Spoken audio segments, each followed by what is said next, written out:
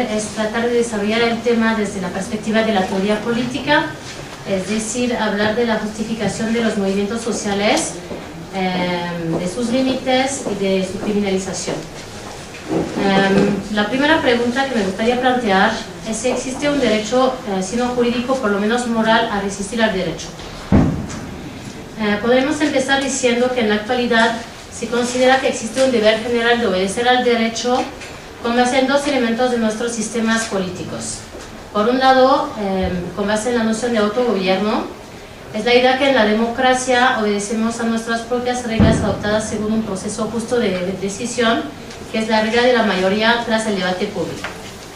Por otro lado, la tradición contractualista y liberal nos enseña que obedecemos al Estado legítimo, es decir, el que protege nuestros derechos fundamentales.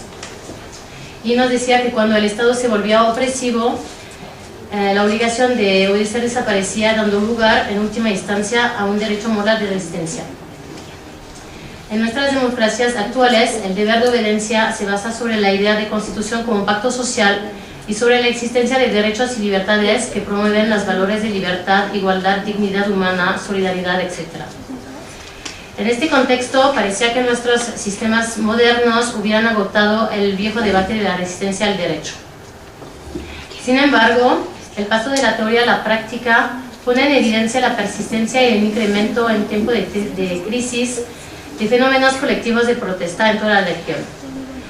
Frente a estos movimientos que cuestionan, critican y a veces resisten al derecho, nos damos cuenta que la democracia contemporánea se ha mostrado incapaz de canalizar y de resolver todas las demandas de la sociedad civil, particularmente de los sectores más desfavorecidos de la población.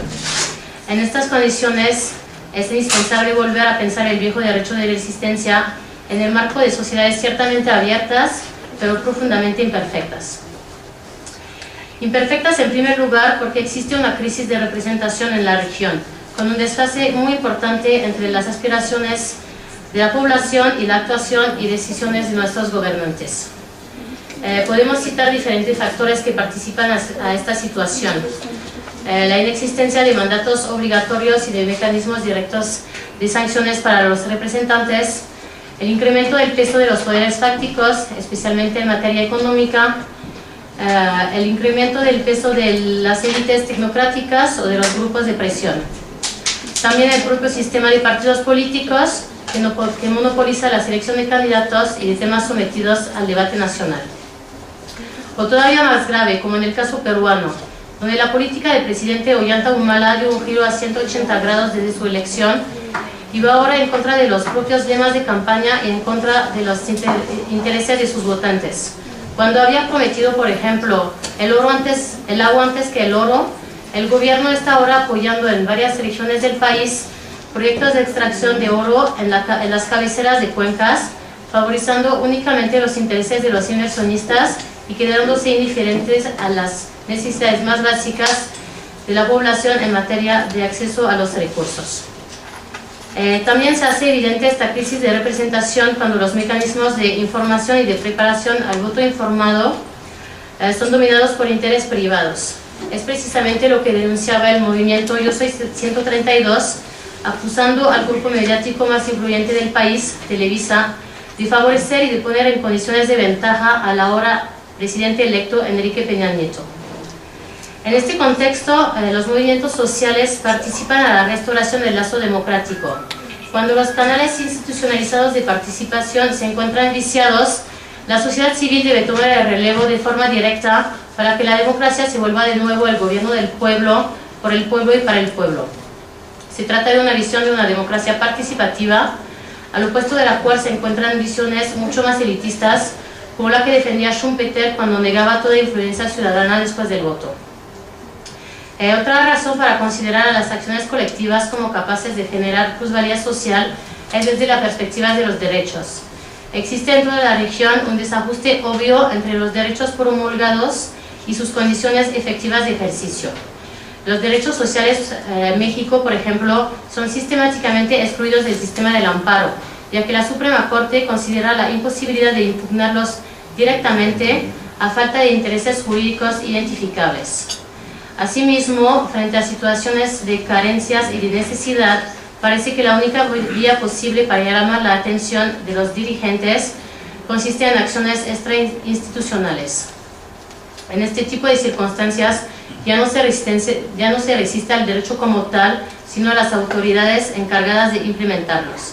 Se trata de un llamado a las promesas del constitucionalismo, a la aplicación y a la efectividad del derecho. Desde el punto de vista de la teoría liberal, se considera que la resistencia al derecho constituye un mecanismo útil para servir el ideal de justicia de las sociedades democráticas. Se entiende la democracia como un proceso en constante evolución que necesita de la crítica y a veces del desafío para perfeccionarse y autoconservarse. Se apoya en la idea que una decisión, por más democrática que sea en su adopción, puede ser injusta, es decir, afectar a los derechos fundamentales y en particular los de las minorías. Además de ser válido en sus procedimientos de adopción, el derecho debe ser legítimo, es decir, conforme a los ideales de libertad, igualdad y solidaridad. Asimismo, los fenómenos extrainstitucionales de resistencia participan a la tarea conjunta de razón pública, es decir, en el esfuerzo continuo de búsqueda de compromisos y toma en cuenta de todos en el foro público. Parafraseando a Ronald Dworkin, criminalizar y reprimir la protesta priva a la sociedad de sus voces críticas más valiosas. La acción colectiva abre un debate sobre cuestiones de justicia que sirve, a pesar de sus formas a veces desafiantes, a progresar en la tarea de mejorar las relaciones sociales. Iba a hablar de los límites, pero por una cuestión de tiempo creo que tal vez regresaremos a eso un poco más tarde. Más bien voy a abordar el problema de la violencia y de la criminalización de la protesta.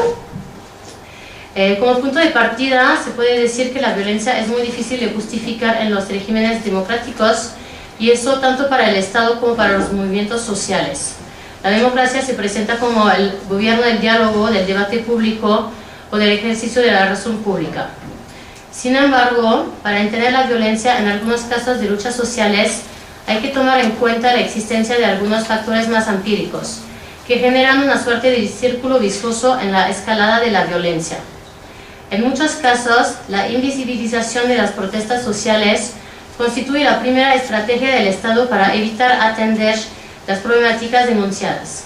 De ahí dos casos: o el movimiento decae, o bien se radicaliza para lograr que sus demandas sean escuchadas en el foro público. Esta radicalización puede tomar muchas formas: huelgas generales, cierre de carreteras, toma de edificios públicos o enfrentamientos con las fuerzas policíacas.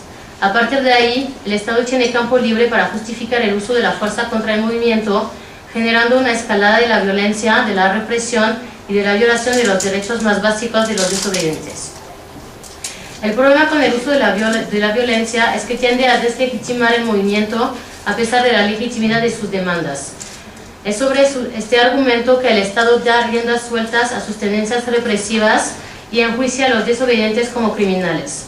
Haciéndolo, aplica una doble pena. Por un lado, el Estado sigue ignorando las demandas legítimas y por el otro, castiga penalmente a los desobedientes. Sin embargo, creemos que existen vías alternativas. No se trata de excusar las formas más radicales de violencia, pero debemos pensar en cómo lidiar con algunas formas más desafiantes de protesta y de resistencia, especialmente tratándose de grupos excluidos de la vida pública o frente a situaciones de injusticia flagrante. En este sentido, para tomar un ejemplo, la justicia norteamericana hizo un esfuerzo para tomar en consideración varios elementos a la hora de juzgar a los desobedientes. Por ejemplo, el juez estadounidense buscó tomar en cuenta la existencia de situaciones de marginalización y de dificultad de acceso a la justicia a la hora de juzgar a los desobedientes. También aplicó el principio de violación sistemática de los derechos humanos, reconociendo de esta manera la responsabilidad del Estado en estas situaciones.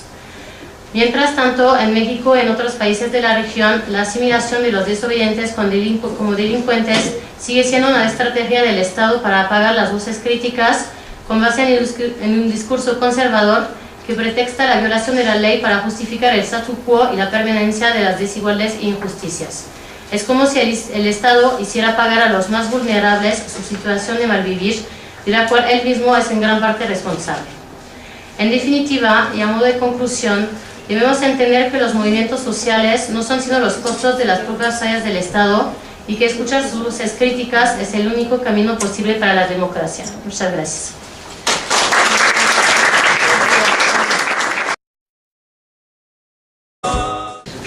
Lo que voy a hacer es tratar de desarrollar el tema desde la perspectiva de la teoría política, es decir, hablar de la justificación de los movimientos sociales, de sus límites y de su criminalización. La primera pregunta...